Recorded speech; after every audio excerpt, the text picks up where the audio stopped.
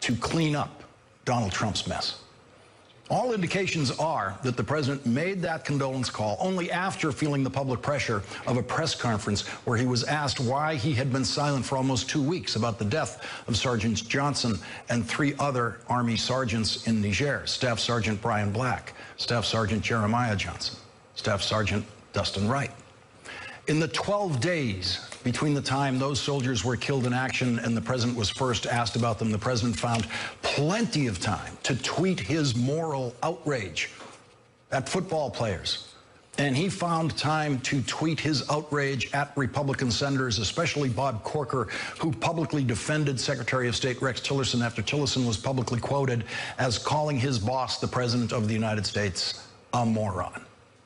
It was only when the news media publicly challenged the president in the Rose Garden the other day for not acknowledging the deaths of those soldiers in any way that the president made the phone call that got him in trouble. Congresswoman Frederica Wilson, a friend of the family who was present during the call, quoted the president as saying he knew what he was signing up for, but I guess it hurts anyway. It wasn't just Congresswoman Wilson who thought that was an insensitive comment. Sergeant Johnson's mother then told the Washington Post, President Trump did disrespect my son and my daughter and also me and my husband. And so, former Marine General John Kelly went into the White House press briefing room today to fix Donald Trump's problem, the recurring problem of appearing to have no empathy, the problem of being unable, publicly at least, to express any real sympathy for anyone except himself. And so John Kelly delivered a powerful public demonstration of real human feeling, including the horror of his own loss of a son in combat in Afghanistan, a loss that John Kelly bears with dignity, grace, and courage, including the courage it takes to get through another day with the full knowledge that his other son is still in harm's way, serving a 5th tour of duty in combat against ISIS right now. Few among us have the strength to bear what General Kelly and his family have to bear every day. General Kelly's comments today moved people in a way that nothing Donald Trump has ever said in his life could ever move anyone. General Kelly did some of what he was supposed to do today. He did demonstrate empathy, but not for anyone who is not like him. His empathy was isolated to military families only, and in particular to Gold Star families, to families who have lost a soldier in combat like the Kelly family. He showed no empathy at all for her. He talked about her a lot. He talked about her more than he talked about the president or his sons, and he never mentioned her name. He called her an empty barrel. He dehumanized her. In fact, from start to finish, John Kelly's comments in the briefing room today were essentially a lecture about his moral superiority over her and Donald Trump's moral superiority over her. If there is anything that John Kelly respects about her, he did not mention it today. Today, she was nothing but an empty barrel to him. That's Congresswoman Frederica Wilson. She wears hats to honor her grandmother. That's why she wears them. She wants to keep her grandmother in her mind all the time. She was the first to publicize the president's phone call to Sergeant Johnson's widow. John Kelly had absolutely no empathy for Frederica Wilson today. But they have more in common than John Kelly realizes. They were both born in segregated cities. They both went to segregated schools. Frederica Wilson was born in Miami in 1942. When she was going to school in Florida, the schools were segregated by law. When John Kelly was going to school in Oak Square in Brighton, in the Boston Irish neighborhood that he grew up in, the schools were segregated by custom and practice. And Boston's segregation in the 1950s, when John Kelly was in school, was as flawless as the legal segregation in Florida and the rest of the South. John Kelly never sat beside a student like Frederica Wilson in his elementary school. The language about black people in John Kelly's white neighborhood was exactly the same language about black people that was used at that time in white communities in the segregated South. I grew up a few years after John Kelly in an identical neighborhood on the other side of Boston, and I went to high school in John Kelly's neighborhood. I know the neighborhood John Kelly comes from. I know the culture. It was a neighborhood in which calling someone who looked like Frederica Wilson an empty barrel was the kindest thing that would have been said about her. Desegregation came very painfully to the Boston schools long after John Kelly finished high school. And the pain of desegregating Boston schools was visited entirely upon the students who looked like Frederica Wilson. And the stones that were thrown at their buses, and the eggs that were thrown at Ted Kennedy's car because he supported desegregation, all came from that culture that John Kelly and I grew up in. And no one was yelling empty barrel at those buses. White elementary school students and high school students and their parents were screaming the worst possible racial epithets at those buses filled with black children. And John Kelly knows that. Now, I didn't mind hearing John Kelly disagree with Congresswoman Wilson today. I understand some of the nature of his disagreement with her, and some of it is deeply personal for him as a Gold Star father. But I was stunned when I watched him dehumanize her and very deliberately continue to dehumanize her and refuse to give her the dignity of a name and call her an empty barrel. He went out of his way to do it. It came after he had said everything he had to say about the phone call controversy. He was finished with that. And then he reached back to a long story. He told a long story that took place in 2015, 2 years ago in Miami, when he attended the dedication of a new FBI field office in Miami, a field office that Congresswoman Wilson had helped get the money for. John Kelly went into a long story about honoring FBI agents who had been killed in the line of duty there, and he praised what he called the absolutely brilliant memorial speech that James Comey delivered at that event that day in Miami. That's how far out of the way he had to go to get to this.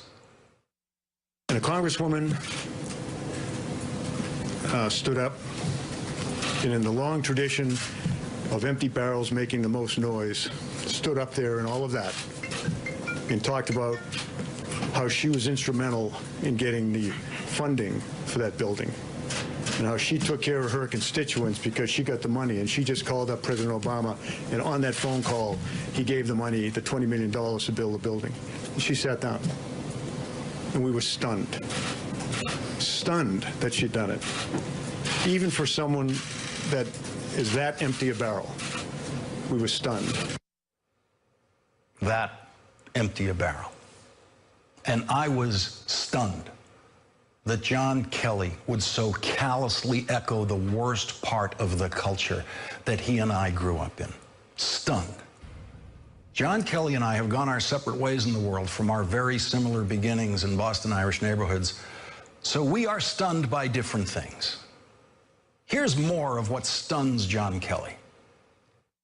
It stuns me that a member of Congress would have listened in on that conversation. Absolutely stuns me. And I thought at least that was sacred. You know, when I was a kid growing up, a lot of things were sacred in our country. Women were sacred and looked upon with great honor. That's obviously not the case anymore, as we see from recent cases. You saw John Kelly began to slip into a bit of stream of consciousness about what was sacred when he was a kid growing up. You know what wasn't sacred when he was a kid growing up, where he was growing up? Black women or black people. And oh, by the way, women were not sacred either. They were not honored. In John Kelly's neighborhood, in the Catholic parish that he grew up in, and the Catholic parish that I grew up in, women were getting beaten by their husbands, their drunken husbands, as a normal weekly occurrence.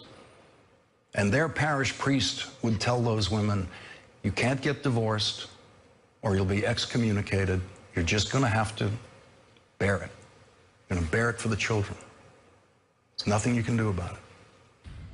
Women were not honored.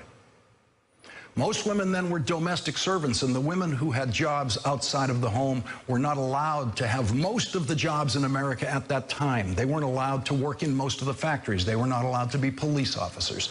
There were huge barriers of entry for women who wanted to be doctors instead of nurses. Huge barriers to entry for women who wanted to be professors instead of elementary school teachers, which is how Frederica Wilson began her work life. She was an elementary school teacher. She then worked her way up to elementary school principal and then got elected to the school board. And that's how she created a mentorship program for students like LaDavid Johnson, who she got to know when he was one of the kids in the mentorship program that she created as a member of the school board. When Frederica Wilson was a little girl, there were no black women members of Congress for her to look up to and aspire to follow into that office. When John Kelly was a little boy, everywhere he looked in America, there was someone who looked like him at the top, including the President of the United States, who had the same initials as John F. Kelly, who showed 10-year-olds like John F. Kelly growing up in Boston that even a Boston Irish Catholic kid could make it all the way to the presidency. And so today, when John Kelly nostalgically looked back on a world that never was, where women were sacred, he was standing in the White House occupied by the president who has not only dishonored women, he is the only president in history who has confessed to sexual assault.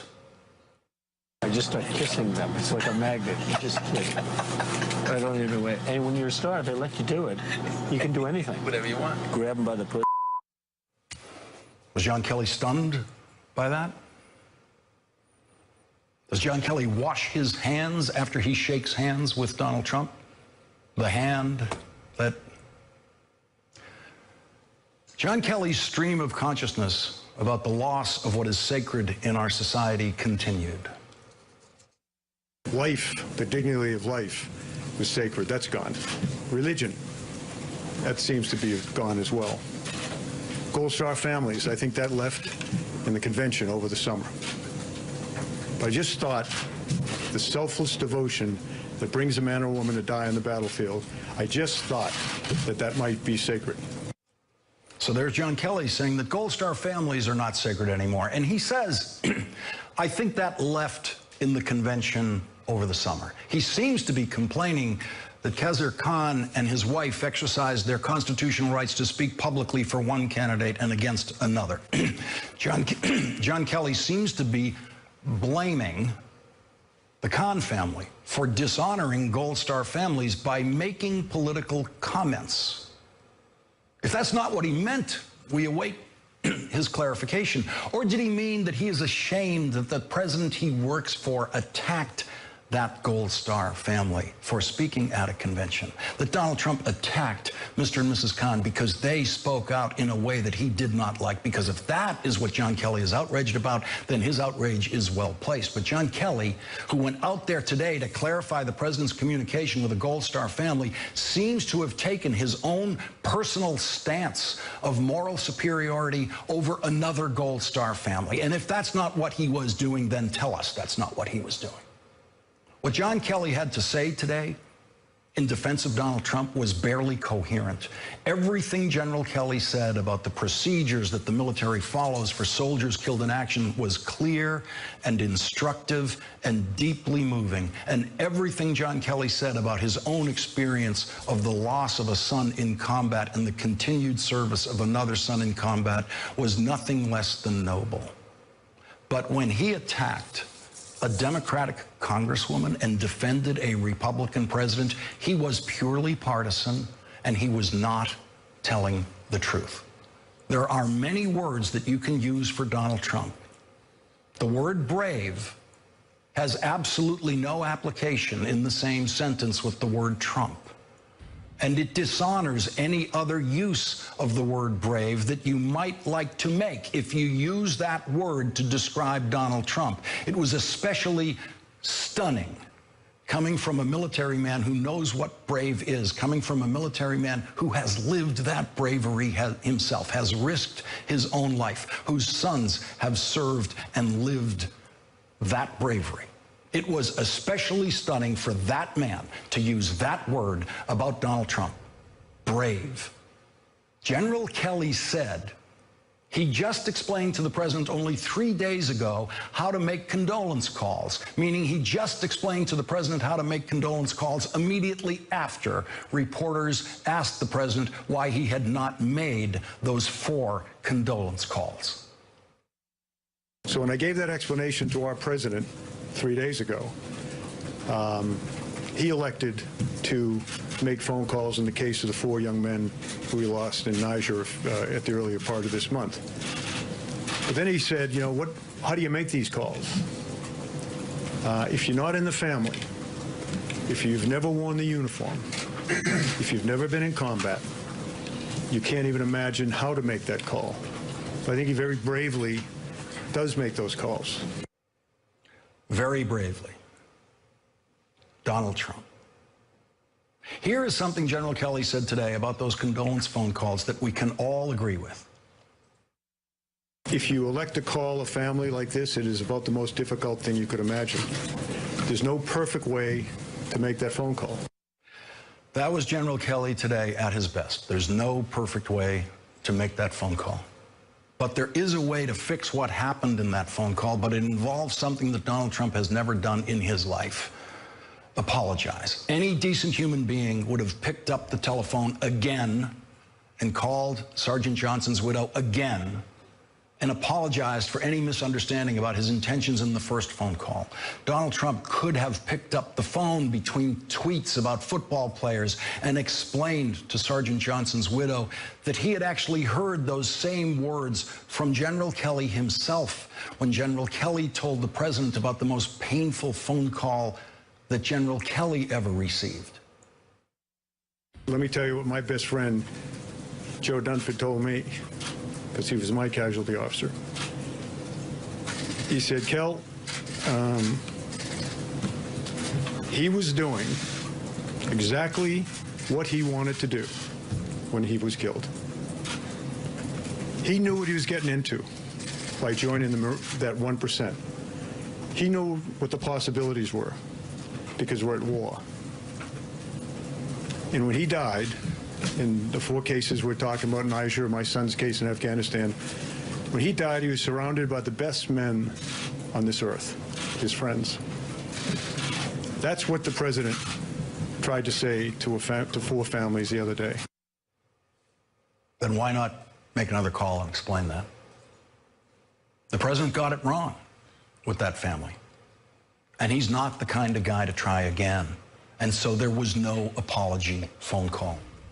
Donald Trump's flawless lifetime record of never apologizing remains perfectly intact. And in the 12 minutes that General Kelly spoke today, he did not dispute a single word that Congresswoman Wilson quoted the president as saying, and General Kelly did not dispute Sergeant Johnson's mother's statement. The president did disrespect my son and my daughter and also me and my husband. John Kelly did not dispute one word of that, and nowhere in his 12 minutes of speaking today did he apologize to Sergeant Johnson's family for any misunderstanding that might have occurred in that phone call. But he took time, a lot of extra time, to call a black woman who he doesn't know and he doesn't like an empty barrel. And John Kelly said this about the most dishonorable and cowardly president in history. I think he very bravely does make those calls. We'll be right back. When I took this job and talked to President Trump about how to do it, my first recommendation was he not do it. Because it's not the phone call that parents, family members are looking forward to. It's nice to do, in my opinion, in any event. Joining us now, Ned Price, former spokesperson for the National Security Council and a former CIA analyst. Also with us, Ron Klain, former chief of staff to Vice President Biden and a former senior aide to President Obama, and Daniel Dale, the Washington correspondent for the Toronto Star. Ned Price, your reaction to what General Kelly had to say today? Lawrence, I think we saw today, it was reiterated, the fact that General Kelly is cut from a different cloth than his White House counterparts and almost all of his White House counterparts. He entered that office as a man of integrity and character, I would say, and I think we have seen his White House counterparts take advantage of that, of him.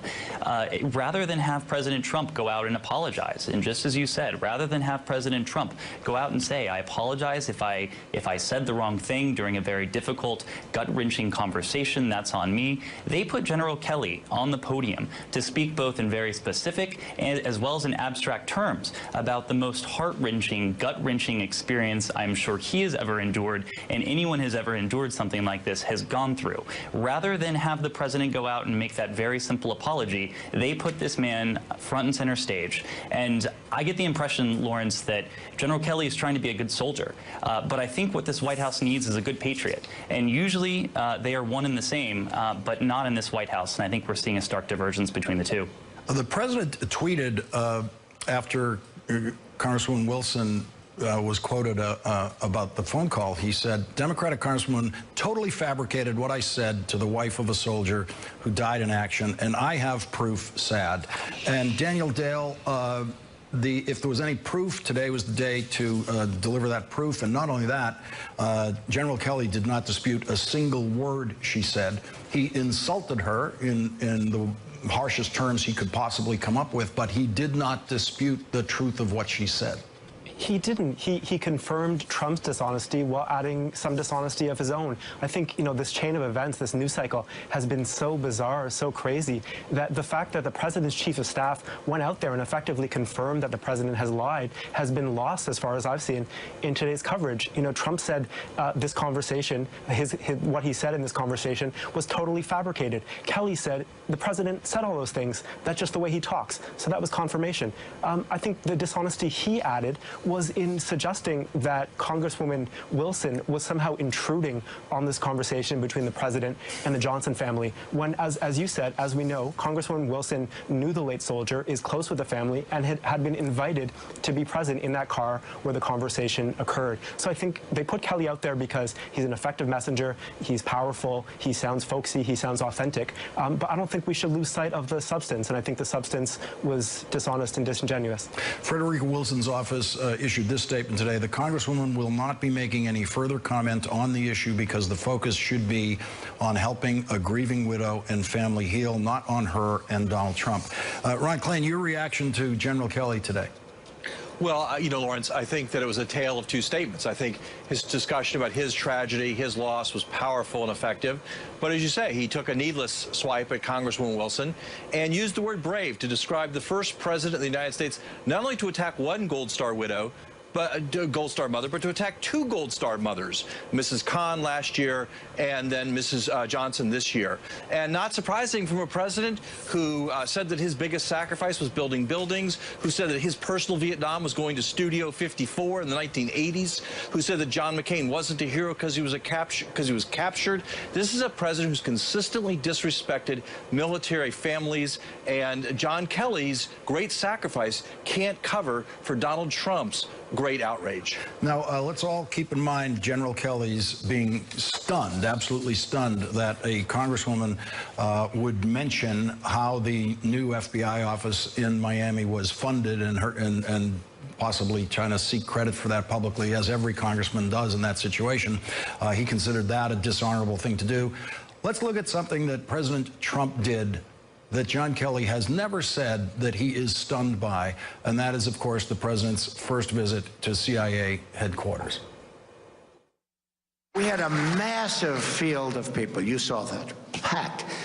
I get up this morning, I turn on one of the networks, and they show an empty field. I said, wait a minute. I made a speech. I looked out. The field it looked like 1.5 million people. Ned Price, should John Kelly have been stunned that the President of the United States stood in front of those stars, each one representing a fallen CIA officer, and spoke of nothing but his own inauguration glories and electoral glories, and did not even acknowledge any sacrifice ever made by the CIA? Lawrence, you know, you get the impression listening to John Kelly today and John Kelly over the past several weeks and past couple months, you get the impression he doesn't understand the nature of the man who is his boss, the man who is our commander-in-chief. You know, there was reporting out today that John Kelly told President Trump in confidence, not expecting President Trump to make it public, the fact that he did not receive a phone call from the president in the aftermath of the death of his son. And then, of course, President Trump, who does battle from the trenches, who will use every weapon at his disposal to bring down his enemies, both real and perceived, went out and made that a cudgel in this argument. John Kelly's son became a political argument. John Kelly apparently not expecting President Trump or this White House to do that. And I think, to me, Lawrence, that says that John Kelly doesn't understand this president. He doesn't understand this White House. And of course he should be stunned. He should be outraged at the things that Donald Trump has said, both before he became president and on his first full day as president of the United States, when he gave that disgraceful speech in front of 117 stars, each symbolizing a fallen officer of the Central Intelligence Agency at Langley, Virginia. Daniel Dale, John Kelly took over from Reince Priebus, who clearly had won the award for worst White House chief of staff of all time. It seems like John Kelly may be coming in second place there so far, because nothing has changed in the White House that John Kelly was supposed to change. It is still leaking. It seems to be leaking even more than it was under Reince Priebus. The chaos continues. Nothing seems to have changed in the way it operates. Well, he's changed the personnel. You know, he helped get rid of Steve Bannon, Sebastian Gorka. But I think it's kind of like trying to, you know, bring in a consultant to fix Santa's workshop by getting rid of some troublesome elves. You know, you still got Santa in charge. You still got President Donald Trump, and there's no changing him. There's been no sign that Kelly has brought discipline to the man at the top, no matter what he's done to streamline, harmonize, make the internal operation more efficient. I think he said something very interesting in his last appearance in the briefing room. He said, I was brought in to control nothing but the information flow to the president, not the president himself. And that message, of course, was directed at the president, reassuring him that, you know, he wasn't trying to control him, but it was also sort of a tacit admission that there's no controlling or changing the behavior of Donald Trump. And because of what that behavior is, you know, that's a significant problem for this White House. Daniel Dale and Ned Price, thank you for joining us. Ron Klain, please stay with us. Thank you. Coming up, George W. Bush and Barack Obama on the same day double team Donald Trump in two separate speeches. President George W. Bush gave a speech in New York City today where he condemned Trumpism without mentioning the president's name. Bigotry seems emboldened. Our politics seems more vulnerable to conspiracy theories and outright fabrication. We've seen our discourse degraded by casual cruelty. At times, it can seem like the forces pulling us apart are stronger than the forces binding us together. We've seen nationalism distorted into nativism. We've forgotten the dynamism that immigration has always brought to America.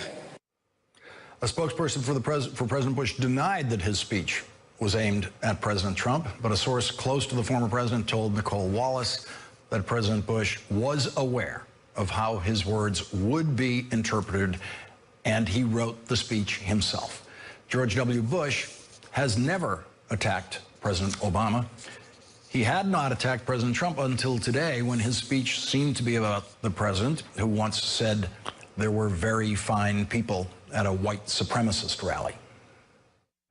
Our identity as a nation, unlike many other nations, is not determined by geography or ethnicity, by soil or blood. This means that people of every race, religion, ethnicity can be fully and equally American. It means that bigotry or white supremacy in any form is blasphemy against the American creed. What George W. Bush said about Russian interference in the election is next. You know, according to our intelligence services, the Russian government has made a project of turning Americans against each other. Ultimately, this assault won't succeed. But foreign aggressions, including cyber attacks, disinformation, and financial influence, should never be downplayed or tolerated. Joining the discussion now, Anna Marie Cox, the host of the podcast With Friends Like These. Also joining us, Charlie Sykes, author of the new book, How the Right Lost Its Mind, and an MSNBC contributor. Anna, so George W. Bush publicly says, puts out the word that it's not about Trump, but he's written it himself, and he knows we're all going to say it's about Trump. Yeah, I have to say, it's just a tiny bit rich to hear the man who owes his presidency to the Secretary of State of Florida and the Supreme Court talk about voter integrity, or turning people against each other when, he won Ohio because he campaigned against gay marriage. But, it is 2017, and we take our allies where we can get them. I am willing to accept the, grandfatherly painter Bush on my side, I suppose. If no one else is going to say it, surely it is good to have him say these kinds of things. I hope we're nearing a point where he's going to actually use the president's name, because I'm not sure that Trump himself does understand when he's being talked about unless you mention his name. I mean, think about his buildings, like he needed to label them pretty clearly. So, maybe we'll get to naming names soon. Well, Charlie, the president took a swing at John McCain for giving a speech in which he never mentioned the word Trump. Yeah, there's no question this was about Trump. Look, this may get lost in the noise, but this is an important moment in our civic life when you have two former presidents talking about Trump and Trumpism, the comments that John McCain made. And look, what you saw, that whether you disagree with George Bush's policies, and he was a flawed president, this is a deeply patriotic man who cares deeply about our democratic values. And this was a root and branch critique, not just of Donald Trump the man, but also of Trumpism, this blood and soil fake nationalism, and also the degradation of our political culture. And he's basically saying, look, we are in a crisis of confidence, the crisis of confidence in our democratic institutions. Talking about what the casual cruelty of somebody in the Oval Office does to our culture. So again, I don't expect that this is going to change the trajectory of Republican politics. But, for people who say, when are Republicans going to begin to stand up for some of these things, this is one of those moments. Now, John McCain and George W. Bush have not always been on the same page, but these were two remarkable speeches that should remind people that while Donald Trump may dominate the Republican Party, he does not necessarily define all of its values. And I think George W. Bush needs to get a little bit of credit for that. And John McCain immediately came out saying that this was a wonderful speech. Let's listen to more about what George W. Bush had to say. This time, it seemed to be aimed at the biggest bully in the history of Twitter. Let's listen to this. Bullying and prejudice in our public life sets a national tone, provides permission for cruelty and bigotry, and compromises the moral education of children. The only way to pass along civic values is to first live up to them. Charlie, what is George W. Bush's resonance in today's Republican Party? Well, obviously it's limited. That primary was a rejection of not just of Jeb Bush, but of Bushism. But those sentiments are important to be. These are important things to be said. That the president is the role model for the country. Raising children in the era of Trump is a real challenge. And I do think there's the fundamental decency that ought to separate whether you're a liberal or a conservative or a Republican or a Democrat. Look, George W. Bush and his father, I think, were fundamentally decent people, and I think they meant it. Again, whatever the flawed politics and policies might be, they meant it when they said we need to be a more compassionate country, that we need to, care about one another. And, I'm just glad that these voices are being heard. And again, will it change the Republican Party? No, he's going to be called a cuck-servative, in 3, 2, 1. But to get John McCain and George W. Bush out there reminds people of what real patriotism sounds like. A lot of the Trumpists and President Trump, talk about patriotism a lot and the importance of the flag. I don't think they understand what real patriotism is. And I think that talking about these democratic values, and in order to make America great again, we have to remember, what we stand for and what our ideals are. This is an important message. And Anna, I just want to get your reaction to something we talked about a little earlier in the show, and that is John Kelly's nostalgic look back at the 1950s when women were sacred and held sacred in America, and sadly they no longer are. couldn't get their own credit cards and couldn't work outside the home and couldn't get a legal abortion. Those sacred days, yeah. You heard what I heard. I found General Kelly's talk today to be fairly disturbing. I think everyone's picked out of it the parts of it that were moving and laudable and eloquent, but I think the overwhelming message of that talk that he gave, that scolding that he gave, was ominous. From this idea that women should be held sacred, which is actually a step backwards, to the fact that he only called on members of the press that said they knew a Gold Star family.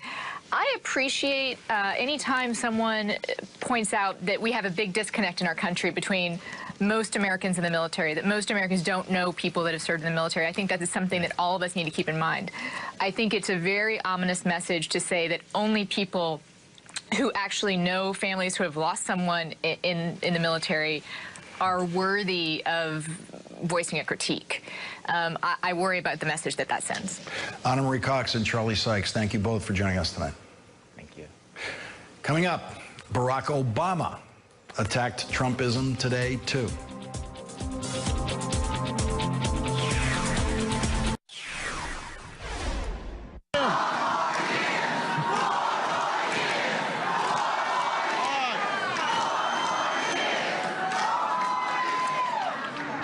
I will refer you both to the Constitution as well as to Michelle Obama to explain why that will not happen.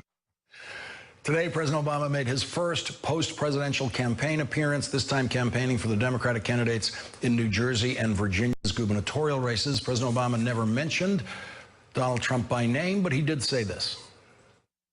You notice I haven't been commenting a lot on politics lately, but here's one thing I know. If you have to win a campaign by dividing people, you're not going to be able to govern them. You won't be able to unite them later if that's how you start. And here's more of what President Obama had to say. As frustrated as you get,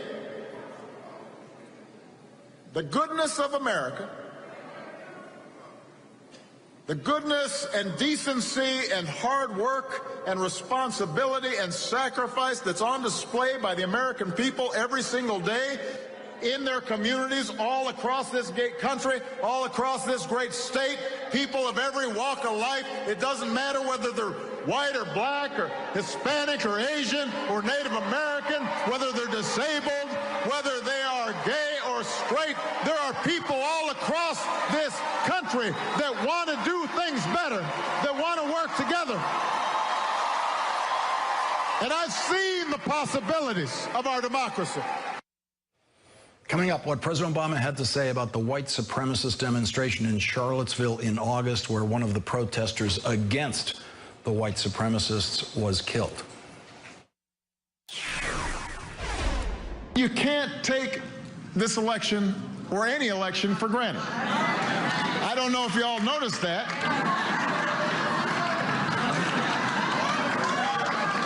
But you can't take any election for granted. Ron Klain is back with us for this part of the discussion. But, Ron, the first thing I want to do is listen to what the president said about Charlottesville. Yeah. We saw what happened in Charlottesville. But we also saw what happened after Charlottesville, when the biggest gatherings of all rejected fear and rejected hate and the decency and goodwill of the American people came out. That's how we rise. We don't rise up by repeating the past. We rise up by learning from the past and by listening to each other and knowing that we're all flawed. Ron, he plays a singular role for Democrats on the campaign trail. Oh, my God, I miss that man.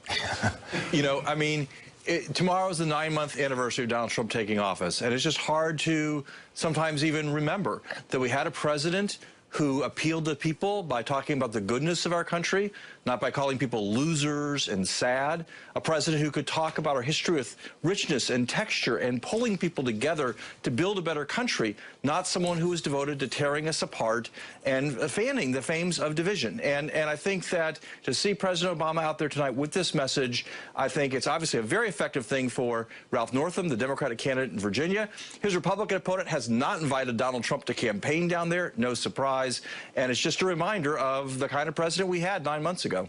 Ron, we've just gotten a presidential tweet. Apparently, he's been watching this show and he's not happy. Donald Trump has tweeted, "Fake news is going crazy," and wacky Congresswoman going crazy with wacky Congresswoman Wilson, who was secretly on a very personal call and gave a total lie on content.